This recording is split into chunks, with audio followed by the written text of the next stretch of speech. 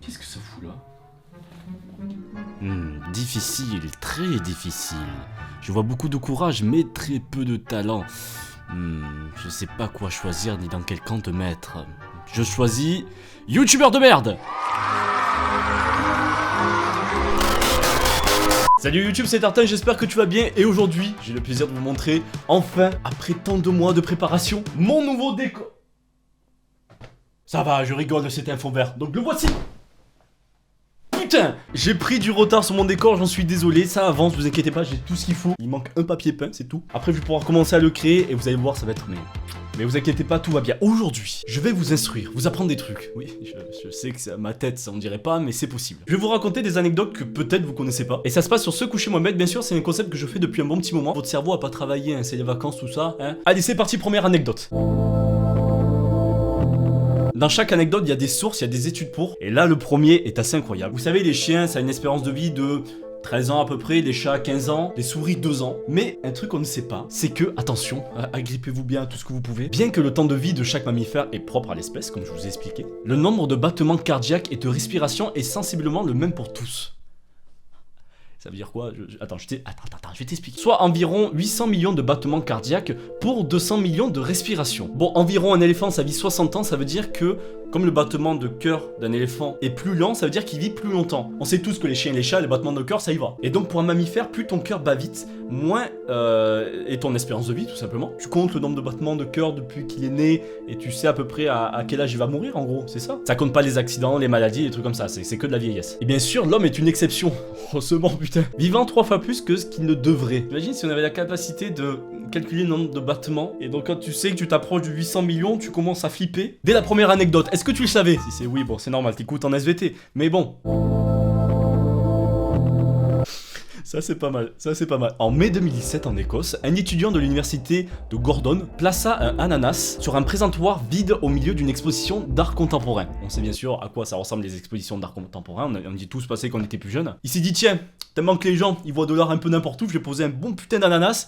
Déjà on ne sait pas comment il a ramené dans cette exposition. Et on va voir la réaction des personnes, est-ce que quelqu'un va l'enlever? Quelques jours plus tard, il découvrit que non seulement l'ananas n'avait pas été enlevé, mais avait été mis sous verre et intégré à l'exposition. Mais qu'il signe, au moins qu'il touche un peu d'argent. C'est un génie cet étudiant. Ah ça je l'avais vu. Un code de couleur a été tenté dans certains pays, notamment en Belgique, nos amis belges, pour distinguer les aveugles des malvoyants, et ça je trouve ça génial. Les aveugles utilisent une canne complètement blanche pour se déplacer, tandis que les malvoyants, ils utilisent une canne jaune. Et c'est une très bonne idée je trouve. Et je me souviens que quelqu'un avait mis ça sur Twitter en disant mais c'est ce qu'on doit apprendre à l'école. C'était ce tweet que j'avais vu, et quand un non-voyant utilise une canne blanche et rouge, ça signifie qu'il est aussi malentendant. Alors t'as blanc pour les aveugles, blanc et rouge pour les aveugles et malentendants, et jaune pour les malvoyants. C'est bon à savoir, au moins si vous le savez pas, tant mieux, c'est fait. À l'origine, la société Amazon se nommait Cadabra, car Jeff Bezos, le fondateur de l'entreprise, appréciait le côté magique du terme. Cadabra, c'est chiant à dire. Amazon, c'est mieux. La réflexion d'entreprise. Le premier avocat de la firme convainquit Bezos, d'ailleurs j'ai dit Bezos, je sais pas, on s'en fout, que le nom ressemblait trop au mot cadavre. Il choisit donc finalement Amazon en référence au fleuve. C'est vrai, cadavre, cadavra, cadavre. Ah ouais. Petite culture G mais sans plus, salut suivant. Lindy est un bébé qui est né 2 fois. Comment tu peux... À part si tu sors le bébé, tu le re-rentres à l'intérieur. C'est un délire un peu bizarre, hein, pas ouf. Alors qu'il s'agissait encore d'un fœtus de 24 semaines... Ça fait... Faites chier avec vos semaines là. Ça fait 6 mois, elle fut extraite du ventre de la mère afin d'être opérée, avec succès, d'une tumeur à la colonne vertébrale. C'est précis, on peut savoir si le bébé a déjà une tumeur... Oh putain, je savais pas. Puis replacée dans son ventre pour naître 12 semaines plus tard. Putain, je savais pas qu'on pouvait retirer un fœtus, l'opérer et le refoutre à l'intérieur de la mère. Ça veut dire qu'elle a 2 anniversaires. Et ouais, un point positif. Allez, ça part de cul. Vous savez que la décoration et les couleurs d'une chambre joueraient sur la libido. Bon, pour ceux qui savent pas ce que c'est de la libido, bon, je vais vous faire un dessin. Je sais pas dessiner. Une étude britannique a conclu que les couples dont la chambre contient du mobilier, des rideaux ou des murs mauves auraient 3,49 rapports par semaine en moyenne. 3,49. 49. Tu peux avoir des demi-rapports ou comment ça se passe? Si c'est trop court, t'as 0,5. Si au contraire tu dures plusieurs heures, t'as quoi? T'as 3. Les mecs qui se font des scores. Non bien sûr c'est une moyenne donc c'est normal. Contre 1,80 rapports par semaine pour les couples ayant opté pour le gris.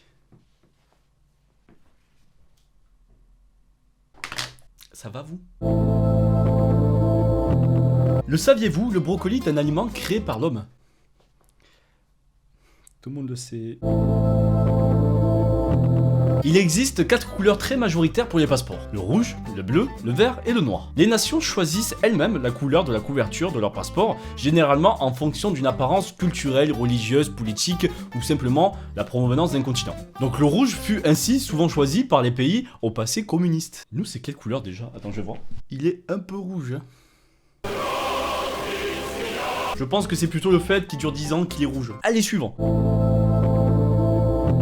Ça, vous en avez sûrement entendu parler, enfin pas complètement, mais il y a toujours un prof qui vous a dit que redoubler une classe, ça coûtait cher à l'État. C'est pour ça que les écoles évitent le redoublement, mais tu coûtes très cher à l'État durant une année. Je pense que c'est 10 000 € l'année, un truc comme ça. Mais ce n'est rien comparé à ce que paye ta famille. Tu te plains de pas avoir le dernier téléphone, mais attends, regarde combien il paye par tous les 20 ans. Élever un enfant n'a jamais constitué une dépense aussi élevée qu'aujourd'hui. Des études montrent que le coût moyen pour élever un enfant, en France, jusqu'à ses 18 ans, est estimé entre 100 000 et 200 000 € selon les familles. Waouh. Un enfant coûte 625 € par mois. Je savais pas que je coûtais aussi cher. Maman, si tu vois cette vidéo, désolé.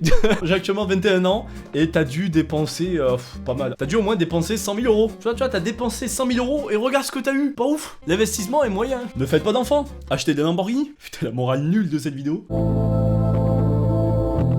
Putain. Oh putain, ça je le savais pas. On nous a menti, je vous jure, on nous a menti. Vous savez tous ce que c'est qu'une hémorragie. Il y a une grande perte de sang. Donc à cause de cette grande perte de sang, tu meurs.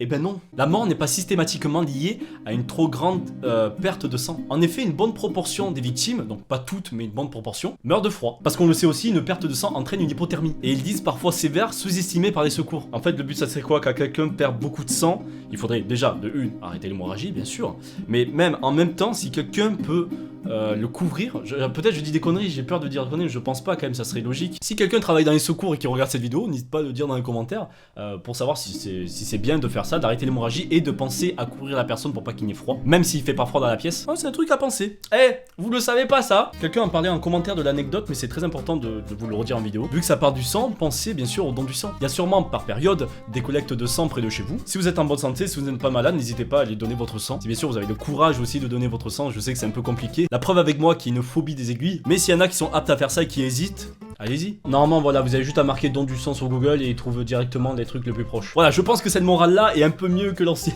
Allez, on s'en fait une dernière. C'est bizarre ça. Les portes des voitures font en se fermant un bruit caractéristique. C'est-à-dire que chaque marque a son bruit de porte. Certaines marques ont recours à des spécialistes du son afin qu'ils fassent en sorte que ce bruit soit agréable pour les conducteurs et donne confiance dans les qualités du véhicule. Ok, notamment lors de l'achat. Une berline premium fera un bruit plus grave qu'une décapotable par exemple. Ma voiture c'est une Renault, mais elle fait quoi comme bruit? Clap, bonjour. C'est original. Bon, j'espère que vous avez appris au moins quelque chose. Si c'est le cas, n'hésitez pas à mettre un petit pouce bleu. T'as juste à cliquer, je te laisse tranquille, hein, tu peux retourner sur Red Dead. Et moi, j'ai hâte de refaire cette vidéo, peut-être dans un mois ou deux. N'oublie pas aussi de t'abonner en cliquant sur ce fameux bouton qui va apparaître. Regarde comme il est joli. Bon, et moi, je vous dis à la prochaine. Allez, ciao.